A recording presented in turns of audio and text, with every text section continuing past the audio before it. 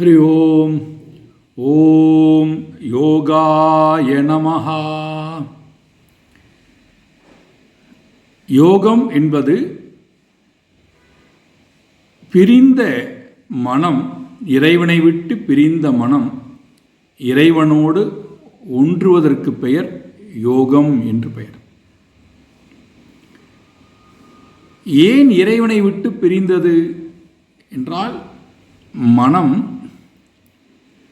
தன்னுடைய உண்மையான சொரூபத்தை அறியாத காரணத்தினாலே.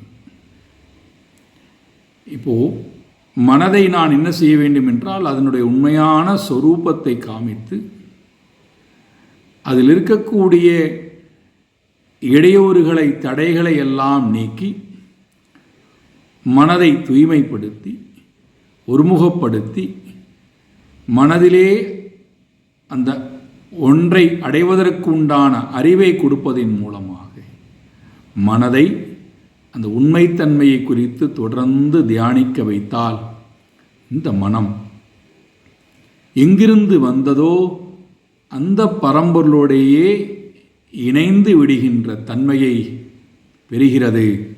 அதனால் இங்கே அந்த தன்மைக்கு பெயர் யோகம் என்று சொல்லுகிறார்.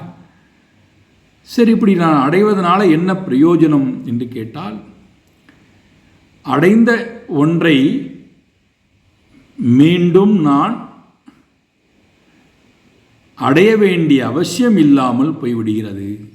யத்கத்வான நிவர்த்தந்தே தத்தாம பரமம் மமா. ஒன்றை அடைந்ததற்கு பிறகு வேறொன்று எனக்கு தேவைப்படாமல் போய்விடுகின்றது. அதுதான் இந்த உலகத்தில் இருக்கக்கூடிய யோகத்திலேயே பரம யோகம், மேலான லாபம். அந்த லாபத்தை நான் அடைந்து விட்டால் மீண்டும் நான் முயற்சி எடுத்து வேறு ஒரு லோகத்துக்கு சென்றோ அல்லது இந்த உலகத்திலேயே வேறு ஒரு கர்மத்தை செய்தோ அல்லது அறிவை பெற்றோ நான் ஒன்றை அடைய வேண்டியது இல்லாமல் போய்விடுகிறது. ஒன்றையும் நான் இழக்க வேண்டியது இல்லாமல் போகிறது. ஆகையினாலே இறைவன் யோகமாக இருக்கின்ற காரணத்தினாலே நானும் யோகத்தை பின்பற்றுதல். ஹரி ஓம்.